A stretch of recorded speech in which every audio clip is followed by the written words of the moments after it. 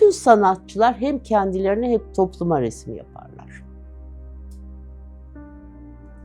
Yani toplum için de resim yapıyoruz. Beğenilmek çok güzel bir şey. Ama beğenilmiyorsan da ille beni beğeneceksin diyemem ki. Çünkü ben kendi duygularımı anlatıyorum. Kendi resmimi anlatıyorum. Onun düşünce tarzına göre benim resmim güzel değildir. Kimseye zorlayamam, kimseye tutamam. Herkesin düşüncesi farklı. Ama bu onlardan kopuk olduğum anlamına gelmez. Tabii ki toplumu beğeniyorum. Onların içinde yaşıyoruz. Bir de şunu söyleyeyim. Ben kendi ülkem dışında bir ülkede yaşayamam. Çok seviyorum ülkemi. Her şeyle çok seviyorum. Ama bazen yakınlaşıyorum bazı şeyleri. Eyvahlar olsun diyorum. Ama yine bir süre sonra yok burası çok güzel bir ülke diyorum.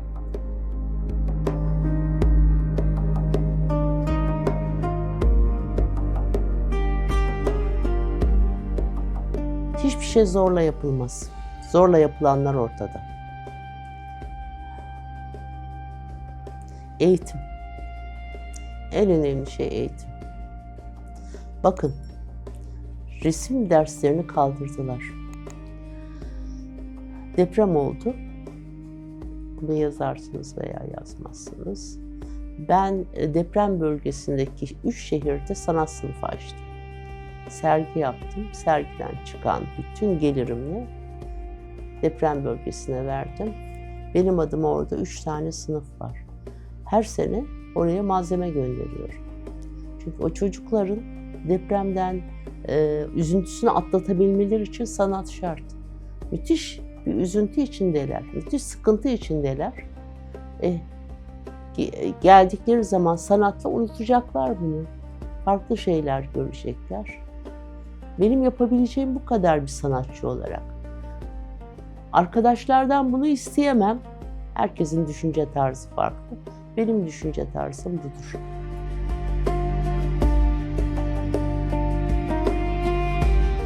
Yalnız şuna inanıyorum. Eskiden insanlar çok daha acımasızmış. Engizisyonlar kuruluyormuş. Zamanla çok büyük işkenceler. Şimdi de yapılmıyor mu? Yapılıyor. Harpler oluyor. Gençler öldürülüyor. Ama sanki zamanla bunlar azalacak gibi geliyor. Yani toplu baktığın zaman, tepeden baktığınız zaman zamanla bir takım şeyler düzelir gibi geliyor bana. Umutsuz olmamak lazım.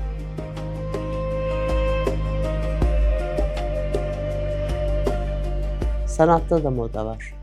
Şimdi bunu yapmak lazım. Bu tutuluyor. İnsanlar duyguları dışında tanınabilmek, resim satabilmek için o zamanki duruma uyuyorlar. Dünyadaki her ressam birbirinden etkilenmeye başlıyor. Bu arada bu bazı insanlara yanlış gelebilir ama sergilere gitmiyorum ben. Etkilenme korkusuyla değil. Nasıl anlatayım? Herkesin düşüncesi ayrı. O da öyle demeye alışmamız lazım.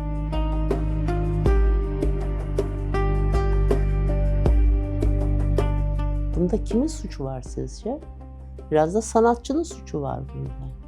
Esas dünyada en önemli şey para olduğu zaman bu sanat elitlere gidiyor. Elitlerin sevdiği, beğendiği resimler yapılıyor. Lisedeyim. Bir sergiye gittim. Param yok, çok az ama resim almak istiyorum. Harika resimler var, güzel resimler var bana göre. Yok, küçük bir resim yok, paramın yetişeceği bir resim yok. İdareciye çıktım. Küçük resim arıyorum dedim. Küçük bir resminiz yok mu dedim. Yok dedi. Niye yapmıyorlar dedim. Neden yapmıyorlar?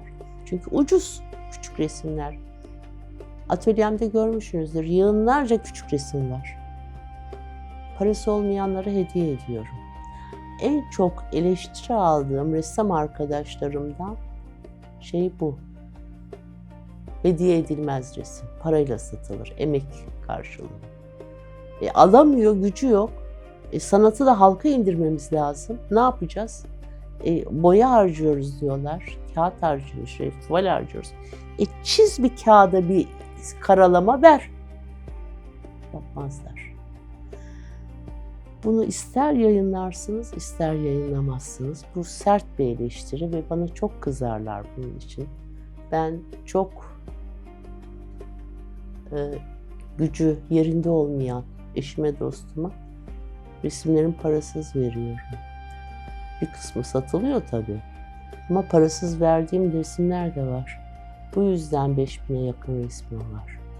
Ama depomda bu kadar resim var.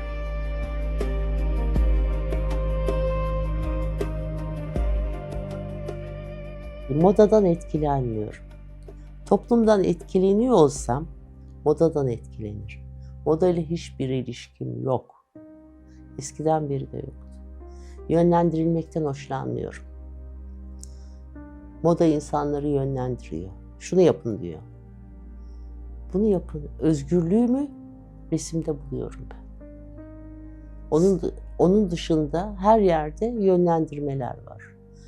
Mümkün olduğu kadar yönlendirmeden uzak durmaya çalışıyorum.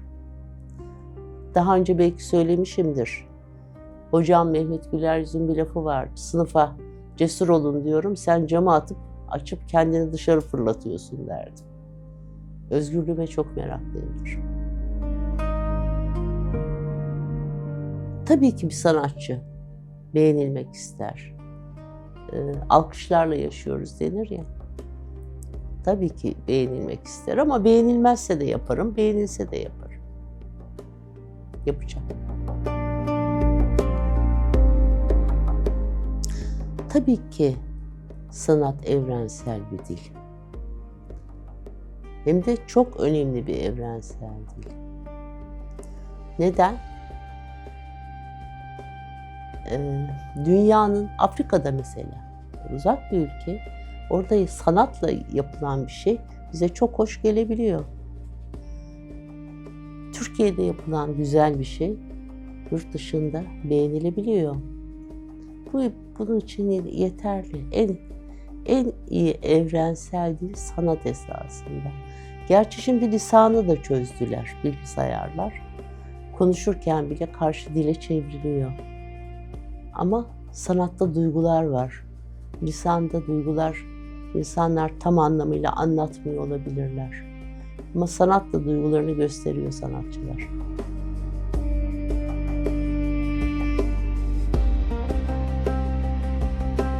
Buna izleyiciler karar versin diyorum ilk başta. Neden izleyiciler karar versin diyorum? Mektepli bir ressamın resmi de var. Alaylı bir ressamın resmi de var. Bazen o kadar fark ediyor ki hangisinin iyi olup olmadığı seyirciye bağlı. Şimdi sanatçılar hakkında, kimse hakkında konuşmak istemiyorum. Yalnız şunu söyleyeyim ben. Ben 8 sene özel ders aldım. Okula gitmedim. Hiç bunun zorluğunu da çekmedim.